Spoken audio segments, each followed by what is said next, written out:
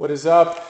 This is Brian checking in with another little video. So I'm at the morning desk office, if you will, and I wanted to share something that I'm working on. Let's see the best way to do that. Let's just kind of get a view here. We've got optimism, which I shared before, which is one of my 10 principles I'm developing in my philosophy. Got a couple of friends over here, Thomas Jefferson and Benjamin Franklin. Two inspirations. I love walking by and seeing these guys. And I'm also working on, we're going to do a series of philosophers' notes on some of the greatest people ever. So imagine profiles in the top 10, top 25, maybe even top 50 of some of the greatest people. Of course, Franklin and Jefferson will be in that group. And what I'll do is go to a great book on each of them, biography or autobiography. Also got Ben's autobiography right there, and pull out the big ideas. So again, 6-page PDF, 20-minute MP3, and just really quickly, let's get inspired by these great people. But that's not why I turned this on. I wanted to share the philosophy that I'm developing right now, and why don't I start from scratch here? So here's the big idea. So I've done 1,000 big ideas and 100 different notes. You've been studying this now for the better part of 10 years and the last 2 years exclusively, right? And what I've learned is that we all want happiness, right? Pretty much. Happiness, call it happiness, fulfillment, greatness, prosperity, abundance, all these different things, bliss, joy, etc. All synonyms for the basic concept of happiness, right?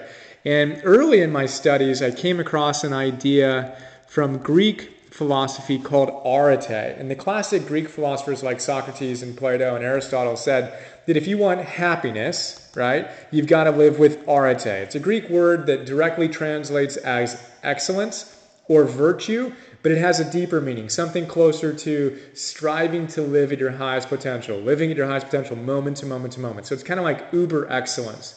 Essentially doing your best moment to moment to moment. And the way I like to say is if this is what you're capable of, and this is what you're actually doing, and there's a gap between those two, right? That's where regret and anxiety and all that depression and unfun stuff shows up. And it's almost like it's nature's way of helping us be our best. And when we actually collapse this gap and are capable in our actual or one like that, we feel bliss. We feel radiantly alive. We feel fully expressed. It's a great thing. So this is an interesting thing to think about. And the Greeks talked about it in the sense of arete. Now, if I say go out and live with arete, that actually has pretty deep meaning, and live with deep virtue and be your highest expression of yourself. But we need a little bit more detail to it. So then I break it down a little bit deeper, and I talk about something that's a compass, if you're wondering, and that is the Sanskrit symbol for the third chakra. I have a tattoo on the inside of my right wrist, my only tattoo, which represents this symbol here, which I'll get to in a moment. So we have intention, right? Pardon that. Intention, which is the compass. We've got to know who we are. We've got to know what we're doing in this world, how we're going to show up powerfully. And we've got to just do it. Right? So that's impeccability. We got to do our best moment to moment to moment. And this symbol is a Sanskrit symbol for the third chakra. So it's essentially the center of our universe where all of our power comes from, our authenticity, our courage, our confidence, our impeccability. So if you look at great people, really consistently happy people, they have a clear intention of who they are, what their values are, and what their plan is to how they're going to show up in the world. Right? And they show up consistently and they do what needs to be done. You can throw anyone into this model, whether it's a Tiger Woods, going to be the greatest golfer in the world, right? And he hits more putts than anybody else. He's willing to train harder than anybody else. Or an Obama, right, who's committed to his ideals and to giving himself most fully to the world. That's a pretty clear intention he's had for quite a while, and he's willing to work harder at that than nearly anyone else in the world, right? You put the two together, you get arete, you get happiness. So again, those two principles are cool. But that's not the end of the story. So then what I've come up with is a system of 10 principles that I've seen again and again and again and again across all of the great literature and the 100 notes I've done, from Buddha and Lao Tzu and Confucius to Nietzsche and Rumi and Ayn Rand to the modern teachers like Tony Robbins and Deepak Chopra and Wayne Dyer and Eckhart Tolle and Byron Katie and the positive psychologists. Everybody's saying the same thing. They're all talking about this. And then they talk about, from my perspective, 10 different principles, right? So what I want to do really quickly, and this is going to be really quickly because we're already 5 minutes into it, is look at those 10 principles, right? And then I'm going to go into more detail like I did on optimism for each of them, all right? So where do we start? We start with number 1. Number 1 is optimism, which I pointed out the 10